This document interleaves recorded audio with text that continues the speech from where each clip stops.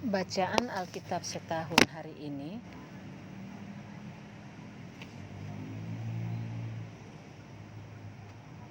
Senin 18 Juli 2022, 2 Raja-Raja 18 dan 2 Tawarik 29 sampai 31 dan Mazmur 48. 2 Raja-Raja 18. Maka dalam tahun ketiga zaman Hosea bin Ela, Raja Israel, Hizkia, anak Ahaz Raja Yehuda menjadi raja. Ia berumur 25 tahun pada waktu ia menjadi raja, dan 29 tahun lamanya ia memerintah di Yerusalem. Nama ibunya ialah Abi, nama anak Zakaria. Ia melakukan apa yang benar di mata Tuhan, tepat seperti yang dilakukan Daud, bapa leluhurnya. Dialah yang menjauhkan bukit-bukit pengorbanan dan yang meremukkan tugu-tugu berhala, dan yang menebang tiang-tiang berhala, dan yang menghancurkan ular tembaga yang dibuat Musa. Sebab sampai pada masa itu orang Israel memang masih membakar korban bagi ular itu, yang namanya disebut Nehustan.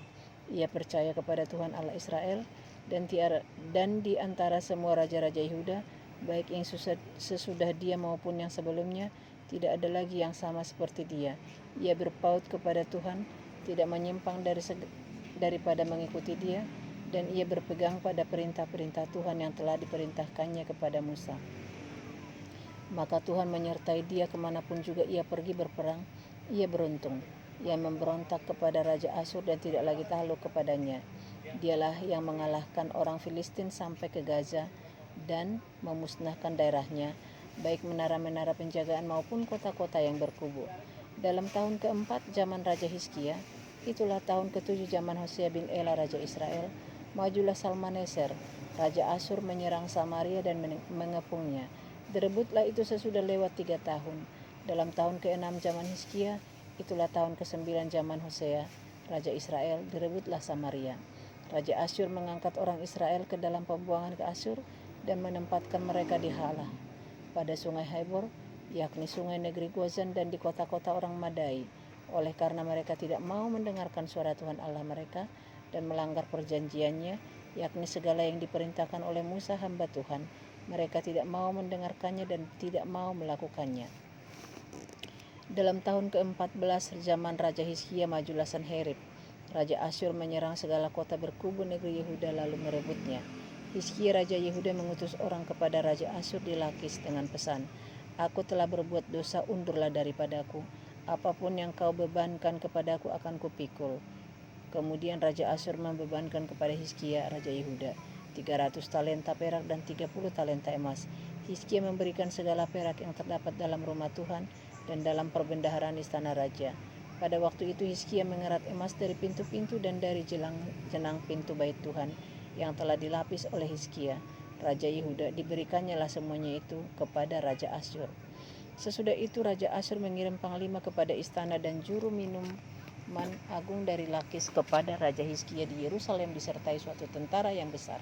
Mereka maju dan sampai ke Yerusalem. Setelah mereka maju dan sampai di situ, mereka mengambil tempat dekat saluran kolam atas yang di jalan raja pada padang tukang penatu. Dan ketika mereka memanggil-manggil kepada raja, keluarlah mendapatkan mereka Eliakim bin Hilkiah, kepala istana, dan Sebna, panitera negara, serta Yoab bin Asap, bendahara negara. Lalu berkatalah juru minuman agung kepada mereka, "Baiklah, katakan kepada Hizkia, beginilah kata Raja Agung Raja Asyur. Kepercayaan Raja Agung Raja Asyur, kepercayaan macam apakah yang kau pegang ini? Kau kira bahwa hanya ucapan bibir saja dapat merupakan siasat dan kekuatan untuk perang? Sekarang kepada siapa engkau berharap, maka engkau memberontak terhadap aku? Sesungguhnya engkau berharap kepada tongkat bambu yang patah terkulai itu, yaitu Mesir, yang akan menusuk dan menembus tangan orang yang bertopang kepadanya. Begitulah keadaan Firaun Raja Mesir bagi semua orang berharap kepadanya.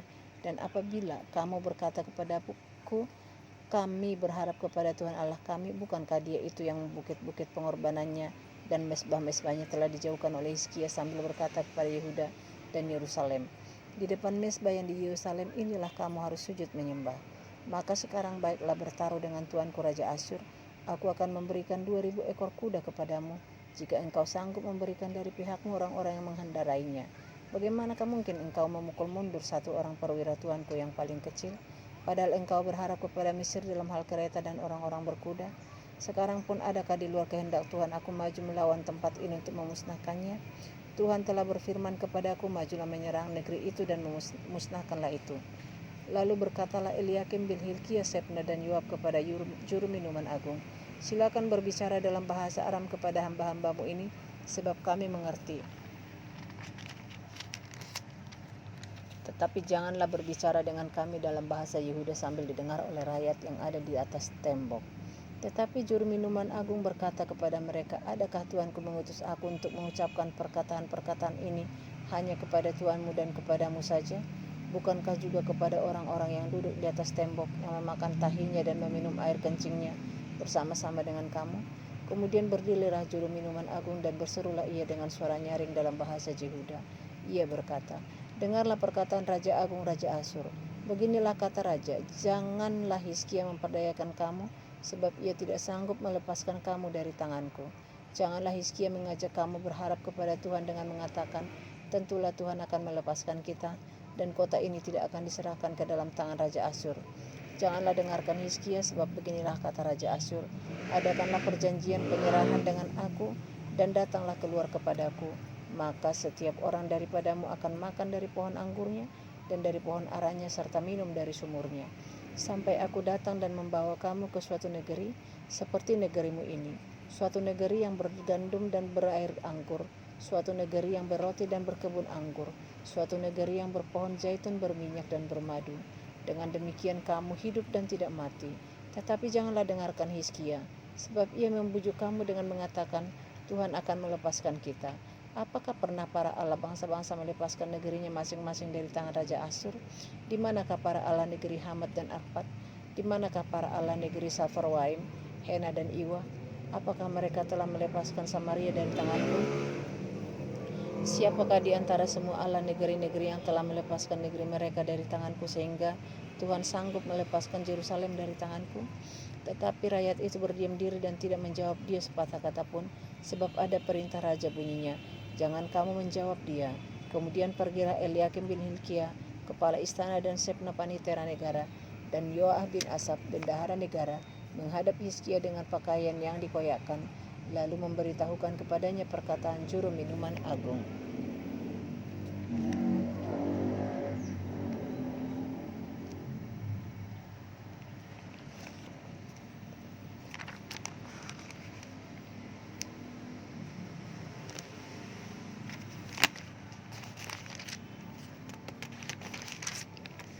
Dua Tawarik 29. Hizkia berumur 25 tahun pada waktu ia menjadi raja, dan 29 tahun lamanya ia memerintah di Yerusalem.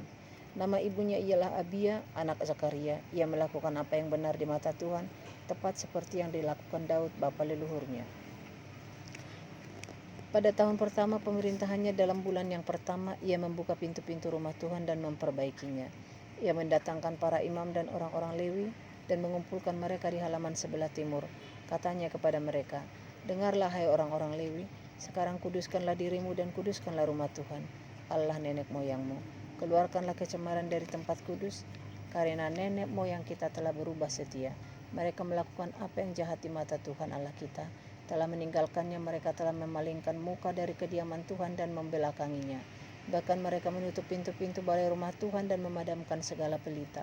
Mereka tidak membakar korban ukupan dan tidak mempersembahkan korban bakaran bagi Allah orang Israel di tempat kudus. Sehingga murka Tuhan menimpa Yehuda dan Yerusalem. Ia membuat mereka menjadi kengerian, kedahsyatan, dan sasaran suitan seperti yang kamu lihat dengan matamu sendiri. Karena hal itulah nenek moyang kita tewas oleh pedang, dan anak-anak lelaki dan anak-anak perempuan kita beserta istri-istri kita menjadi tawanan. Sekarang aku bermaksud mengikat perjanjian dengan Tuhan Allah Israel, supaya murkanya yang menyala-nyala itu undur daripada kita. Anak-anakku, sekarang janganlah kamu lengah, karena kamu telah dipilih Tuhan untuk berdiri di hadapannya, untuk melayani Dia, untuk menyelenggarakan kebaktian dan membakar korban baginya.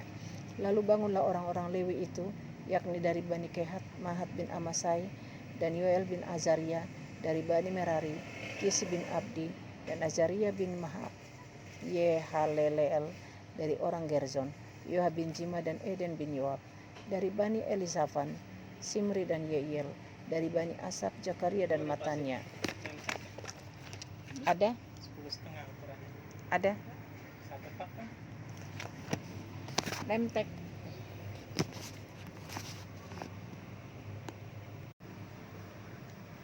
Dari Bani Heman, Yehiel dan Simei.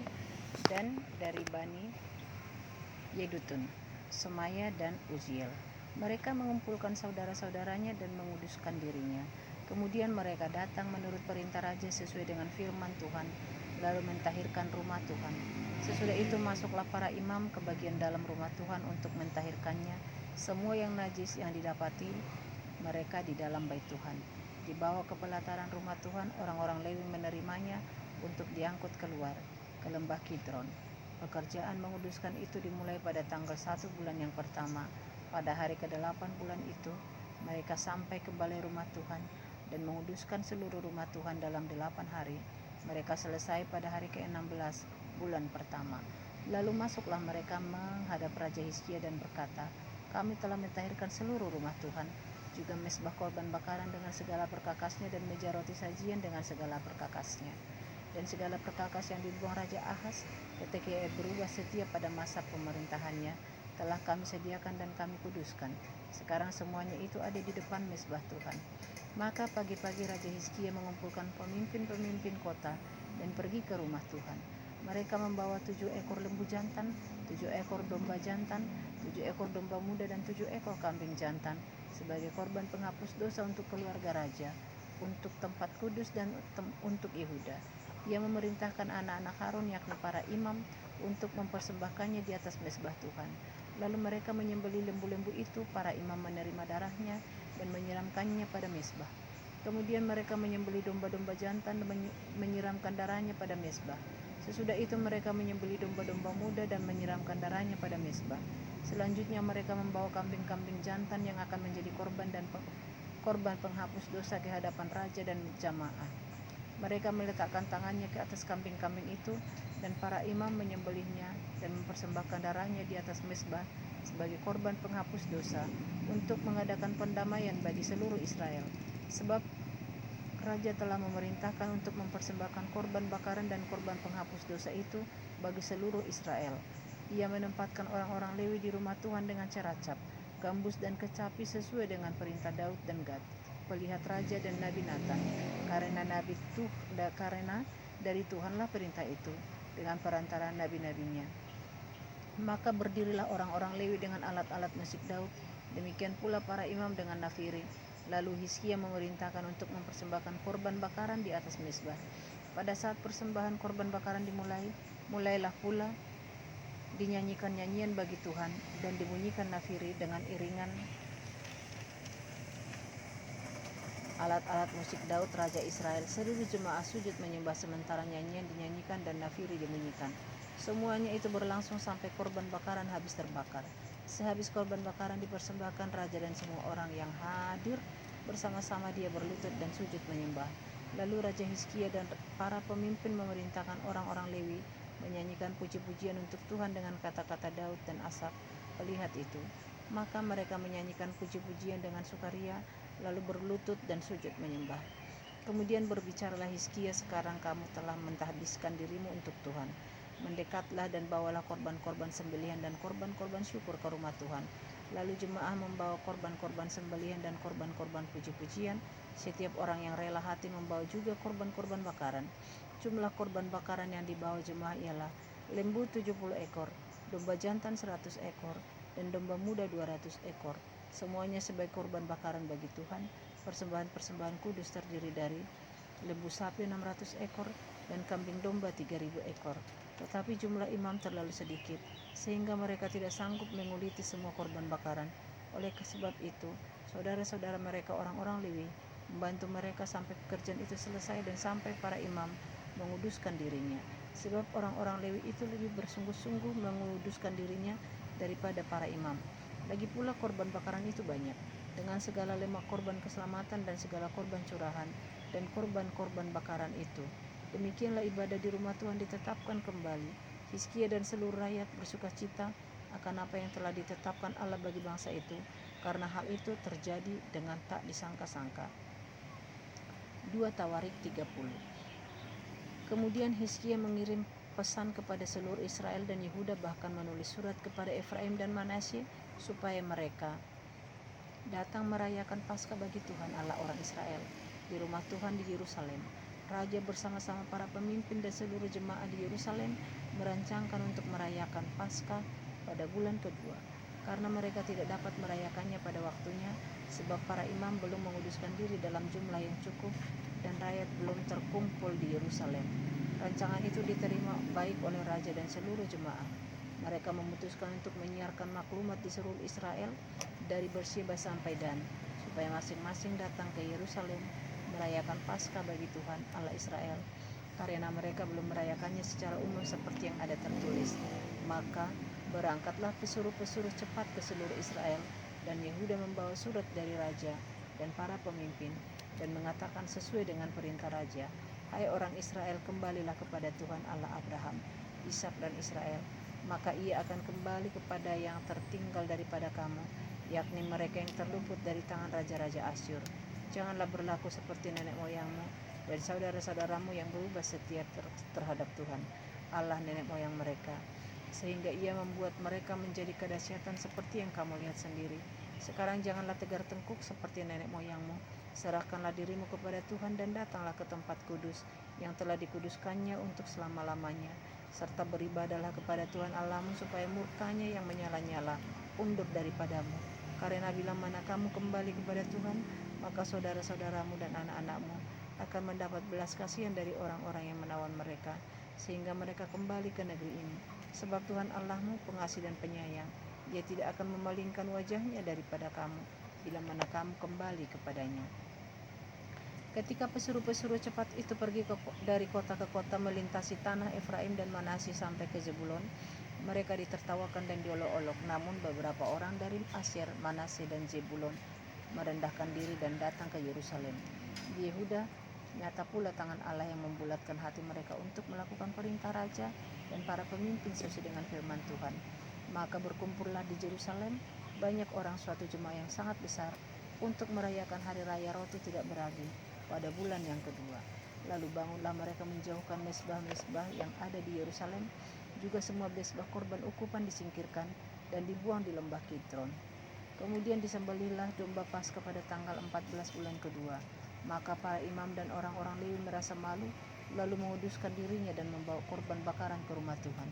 Mereka berdiri pada tempatnya menurut peraturan yang berlaku bagi mereka masing-masing, sesuai dengan Taurat Musa, abdi Allah itu. Para imam menyiramkan darah yang diterimanya dari orang-orang Lewi, sebab ada banyak di antara jemaah yang tidak menguduskan dirinya, sehingga menjadi tugas orang Lewi untuk menyembelih domba-domba Paskah bagi setiap orang yang tidak dapat menguduskannya bagi Tuhan, karena ia tidak tahir.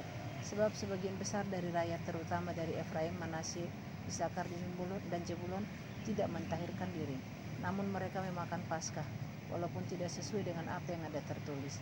Tetapi Hizkia berdoa untuk mereka, katanya, Tuhan yang baik itu kiranya mengadakan perdamaian bagi semua orang yang sungguh-sungguh berhasrat mencari Allah, yakni Tuhan Allah nenek moyangnya. Walaupun ketahiran mereka tidak sesuai dengan tempat kudus, Tuhan mendengar Hizkia dan membiarkan bangsa itu selamat. 7 hari lamanya orang Israel yang berada di Yerusalem merayakan hari raya roti tidak beragi dengan kesukaan yang besar. Sedang orang-orang Lewi dan para imam setiap hari menyanyikan puji-pujian bagi Tuhan dengan sekuat tenaga. Hizkia mengucapkan kata-kata pujian kepada semua orang Lewi yang menunjukkan akal budi yang baik dalam melayani Tuhan.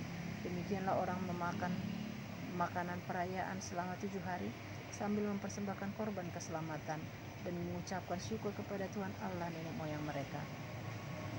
Kemudian seluruh jemaah sepakat untuk berhari raya 7 hari lagi.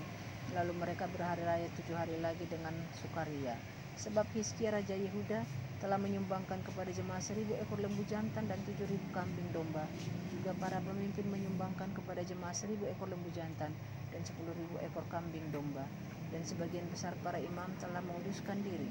Seluruh jemaah Yehuda bersukaria, juga para imam dan orang-orang Lewi, dan seluruh jemaah yang datang dari Israel, serta orang-orang asing, baik yang datang dari tanah Israel maupun yang tinggal di Yehuda.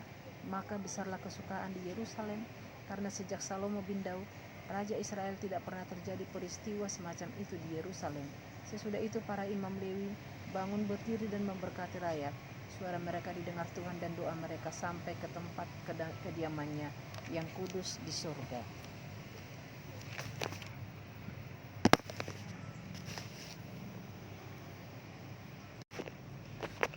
2 Tawarik 31.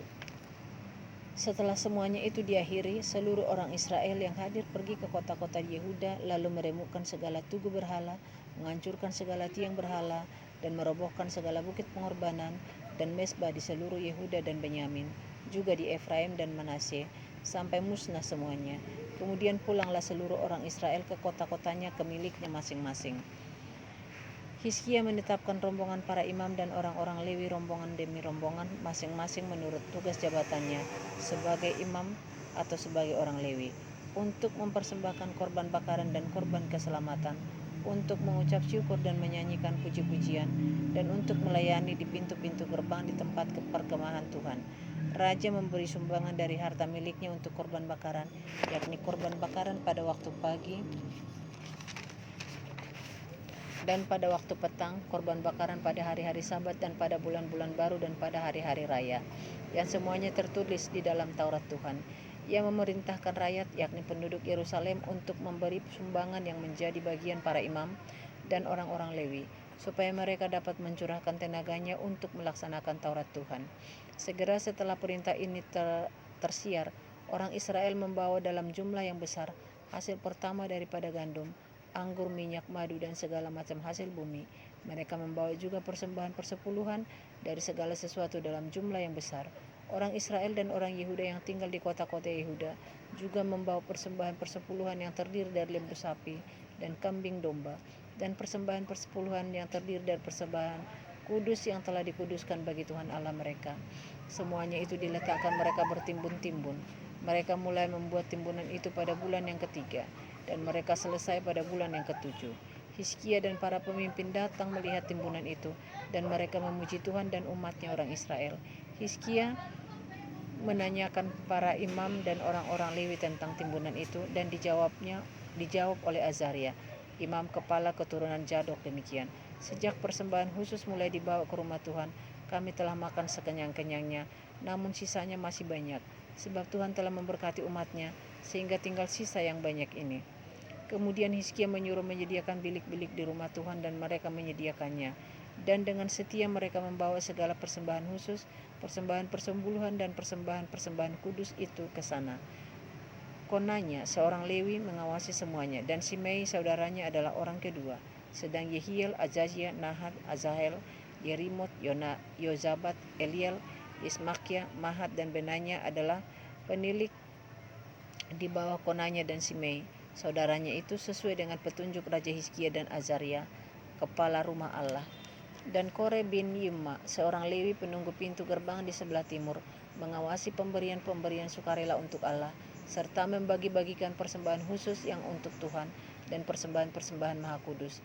Di kota-kota imam ia dibantu dengan setia oleh Eden, Minyamin, Yesua, Senanya, Amaria, dan sekanya dalam pembagian itu kepada saudara-saudara mereka menurut rombongan, kepada orang dewasa dan anak-anak, kecuali kepada setiap orang yang masuk ke rumah Tuhan menurut hari-hari yang ditetapkan, menurut tugas jabatan yang ditugaskan kepadanya, dan menurut rombongannya, yakni mereka yang tercatat dalam daftar sebagai laki-laki yang berumur 3 tahun ke atas.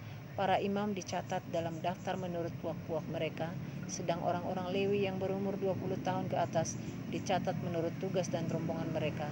Para imam terdaftar dengan seluruh keluarga mereka, yakni istri, anak laki-laki dan perempuan, seluruh kaum itu, karena dengan setia mereka menguduskan diri untuk persembahan kudus. Bagi keturunan Harun, yakni imam-imam yang tinggal di padang-padang pengemalan sekitar kota-kota mereka, di setiap kota ada orang-orang yang ditunjuk dengan disebut namanya, untuk mengadakan pembagian kepada setiap orang laki-laki dari keluarga imam dan kepada setiap orang Lewi yang terdaftar. Demikianlah perbuatan Hizkia di seluruh Yehuda. Ia melakukan apa yang baik, apa yang jujur, dan apa yang benar di hadapan Tuhan Allahnya, dalam setiap usaha yang dimulainya untuk pelayanannya terhadap rumah Allah dan untuk pelaksanaan Taurat dan perintah Allah. Ia mencari Allahnya. Semuanya dilakukannya dengan segenap hati, sehingga segala usahanya berhasil. Mazmur 48.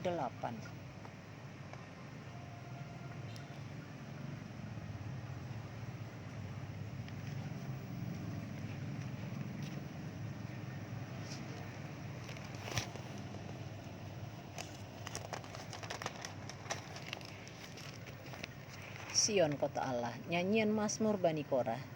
Besarlah Tuhan dan sangat terpuji di kota Allah kita. Gunungnya yang kudus yang menjulang permai adalah kegirangan bagi seluruh bumi. Gunung Sion itu jauh di sebelah utara kota Raja besar. Dalam puri-purinya Allah memperkenalkan dirinya sebagai benteng. Sebab lihat, raja-raja datang berkumpul, mereka bersama-sama berjalan maju. Demi mereka melihatnya, mereka tercengang-cengang, terkejut, lalu lari kebingungan. Kegentaran menimpa mereka di sana. Mereka kesakitan seperti perempuan yang hendak melahirkan. Dengan angin timur engkau memecahkan kapal-kapal Tarsis. Seperti yang telah kita dengar, demikianlah juga kita lihat. Di kota Tuhan semesta alam, di kota Allah kita, Allah menegakkannya untuk selama-lamanya. Kami mengingat ya Allah, kasih setiamu di dalam bait-Mu. Seperti namamu ya Allah, demikianlah kemasyuran-Mu sampai ke ujung bumi. Tangan kananmu penuh dengan keadilan. Biarlah gunung Sion bersukacita. Biarlah anak-anak perempuan Yehuda bersorak-sorak oleh karena penghukuman-Mu. Kelilinglah Sion dan edarilah dia. Hitunglah menaranya, perhatikanlah temboknya, jalanilah puri-purinya, supaya kamu dapat menceritakannya kepada angkatan yang kemudian. Sesungguhnya inilah Allah, Allah kitalah dia seterusnya dan untuk selamanya. Dialah yang memimpin kita. Demikian pembacaan Alkitab setahun untuk hari ini. Terima kasih.